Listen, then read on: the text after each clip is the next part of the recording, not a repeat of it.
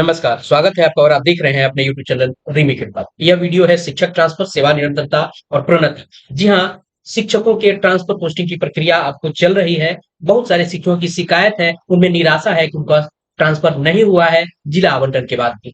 जिला आवंटन तो छोड़िए, सेम जिला में हो रहे हैं, फिर भी उनका विद्यालय आवंटन नहीं हुआ।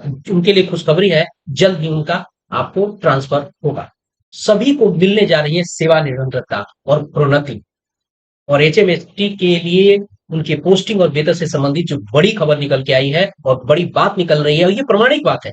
हम इस वीडियो के माध्यम से वो जानेंगे, उस प्रामाणिकता को जानेंगे कि एचएम और एचटी की जो वेतन का स्ट्रक्चर है उसमें जबरदस्त बढ़ोतरी होती जा रही है। तो आइए वीडियो को शुरू करते हैं और जानते हैं और सुनते हैं उस बड़े बयान को जो आपको पब्लिक डोमेन में आया है। और इस वीडियो के माध्यम से सारी चीजों पे आप नजर बनाइए, आप उसको देखिए, समझिए और अपने आप में जो कुछ चीजों में निराशा है उस बादल को छांटिए। तो वीडियो को शुरू करते हैं। वीडियो को शुरू करने से पहले आपसे आग्रह करेंगे, पहली बार चैनल पे हैं, चैनल को सब्सक्राइब कीजिए और वीडियो के कंटेंट पसंद आते हैं लाइक कीजिए, शेयर कीजिए। आइए वीडियो को शुरू करते हैं। और एचएमएसटी के पोस्टिंग में जो 3-4-5 हजार जितने भी शिक्षक भाई बहन को, खास करके बहनों को और हमारे निःशक्त दिव्यांग भाई बहन को जो बहुत दूर दूर 300-400 किलोमीटर दूसरे जिला में भेज दिया गया, उस पर भी उनका ध्यान आकृष्ट कराया गया है।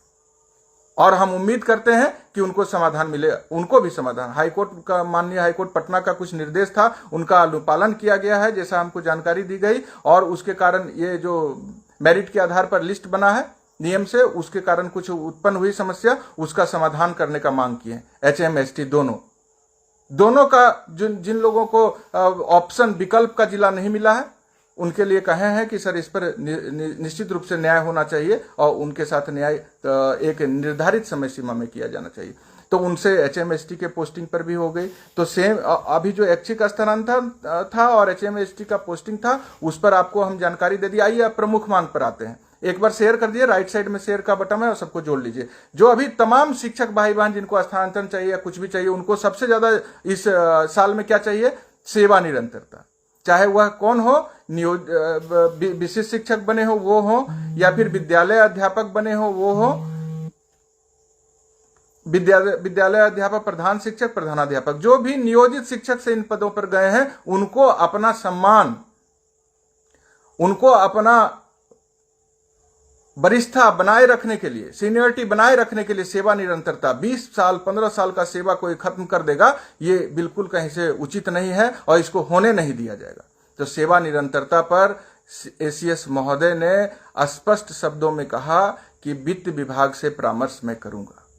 प्रोन्नति, नियोजित शिक्षक का प्रोन्नति, जो हम लोगों का लंबे समय से चला हुआ मांग है, जो आज विशिष्ट बन गए हैं, उनको भी प्रोन्नति के समय में जरूरत था, सरकार ने नहीं दिया। प्रोन्नति पर भी उन्होंने गंभीरता पूर्वक सुना है नियोजित शिक्षक का, और उन्होंने प्रोन्नति के मामले पर भी अपना समाधान करने का आश्वासन दिया है। दोनों मुद्दे पर वित्त विभाग से परामर्श करने का आश्वासन दिया है। इसलिए जो आपका मुख्य मांग था, हमको तो पूर्ण विश्वास है कि जिस तरह से वार्ता हुई है, अब बहुत सारी बातें हैं, लेकिन आप जो मूल बात है उसको समझ लीजिए कि प्रोन्नति और सेवा निरंतरता दोनों का समाधान सरकार को करना होगा। इस पर जीरो टॉलरेंस है। प्रोन्नति, सेवा निरंतरता, ऐच्छिक स्थानांतरण, इस पर जीरो टॉलरेंस, कोई समझौता नहीं होगा। और आनंद कौशल इस पर सर्वोच्च बलिदान देने के लिए तैयार है। आपके मान सम्मान और अधिकार से कोई खिलवाड़ किन्हीं को नहीं करने दिया जाएगा, और हम आपके साथ हैं अंतिम सांस तक। परिणाम कुछ भी हो, कोई फर्क नहीं पड़ता, लेकिन आप विश्वास रखिए, शिक्षा विभाग के एसीएस ने जो आश्वासन दिया है उसको देखना पड़ेगा, उसके धैर्य पूर्वक उनका इंतजार करना पड़ेगा। एसटी के वेतन में बढ़ोतरी भी होगी, एचएम के भी वेतन में बढ़ोतरी होगी। बहुत सारी बातें को इस प्रकार से नहीं कहा जा सकता है, लेकिन होगा। एचएम एसटी का वेतन में, मूल वेतन में जो उनका वाजिब स्लैब है सरकारी कर्मचारी का, सरकारी शिक्षक जो प्रधानाध्यापक बनेंगे, प्रधान शिक्षक बनेंगे, उनका भी भारी बढ़ोतरी का संभावना है। तो आप सब लोग समझ गए जो प्रमुख मांग था, जिस पर शिक्षा विभाग के एसीएस से बात हुई। अब एक बात समझना पड़ेगा यहां पे कि तमाम एसीएस महोदय जो 10-15 साल में जो सारी समस्याओं को जमा करके रख दिए हैं, वो इनके माध्यम से होना। हमने कहा है कि पुराने जितने भी एसीएस से पाठक साहब आए, उनसे पहले जो थे, एक क्यों नहीं किया स्थानांतरण आज का तो नहीं है कि आज ही शुरू हम लोग मांग कर रहे हैं, इतने नहीं किए, वो समस्या को बढ़ाते चले गए।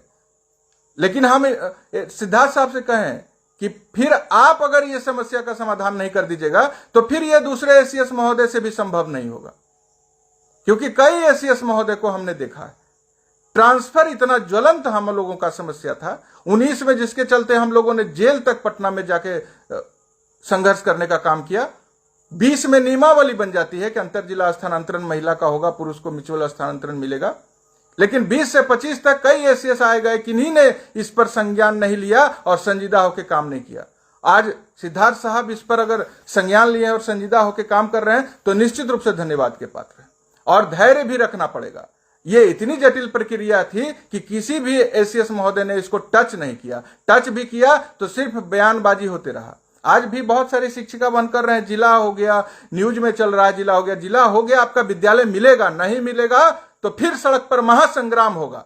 लेकिन धैर्य रखिए, जुलाई महीना आपके लिए, धैर्य से इंतजार करिए। जुलाई में आपका सारा ट्रांसफर पोस्टिंग और जो विभिन्न मांग पत्र हम दिए हैं उसमें से सारे मांगों के पूरा होने का प्रबल संभावना, और एक एक करके आपको सारा जानकारी मिलते जाएगी। 4 नंबर में था कि सक्षमता परीक्षा 2 जो उत्तीर्ण किए हैं शिक्षक, टीआरई 3 जो चयनित हुए हैं टीआरई 3 में, या नियोजित शिक्षकों या पुस्तकालय अध्यक्ष हो, उनके भी ऐच्छिक स्थान की प्रक्रिया तुरंत प्रारंभ करने की मांग कल रिटेन में और वहां उपस्थित होकर हमने कहा है, एसीएस मांग किया है। और एसटीएचएम के जो विकल्प के बाहर के जिला में हुआ है पोस्टिंग, उस पर तो आपको बता ही दिए। शारीरिक शिक्षक स्वास्थ्य अनुदेशक जो आपके विद्यालय में है, उनका भी राज्यकर्मी का दर्जा और नियमितीकरण और वेतनमान की मांग हुई है, उस पर भी उन्होंने गंभीरता पूर्वक सुना है। माननीय उच्च न्यायालय पटना ने जो 13-15 सत्र में ओडीएल कर चुके शिक्षक हैं, 13-15 सत्र के ओडीएल शिक्षक हैं, उनका जो आदेश दिया था कि मई 17 से प्रशिक्षित वेतनमान सहित समस्त आर्थिक लाभ प्रदान करने का, उस पर उन्होंने कहा ये प्रोसेस में है, हो जाएगा। और इसके साथ ही 14, 16, 15, 17, 16, 18 के भी प्रशिक्षित शिक्षक को संवैधानिक सिद्धांत के रूप में का समान रूप से लागू करने का मांग किए हैं। उनको भी प्रशिक्षण पूर्ण करने की तिथि से समस्त वित्तीय लाभ, उस पर भी उनसे बात हुई है। सेवा पूर्व प्रशिक्षित शिक्षक के वेतन विसंगति का जो आदेश जारी हुआ, उसका अनुपालन का मांग हुआ है। जो भी अप्रशिक्षित शिक्षक अभी कार्यरत हैं, उनका 30 माह से बकाये वेतन का भुगतान करने का सर से मांग किए हैं। विद्यालय का समय परिवर्तन करने के लिए भी सर से आग्रह किए हैं कि 5.5 घंटा टोटल समय निर्धारित किया जाए, 2 शनिवार को हाफ डे किया जाए, 2 शनिवार को कंप्लीट विद्यालय ऑफ किया जाए, बंद रखा जाए।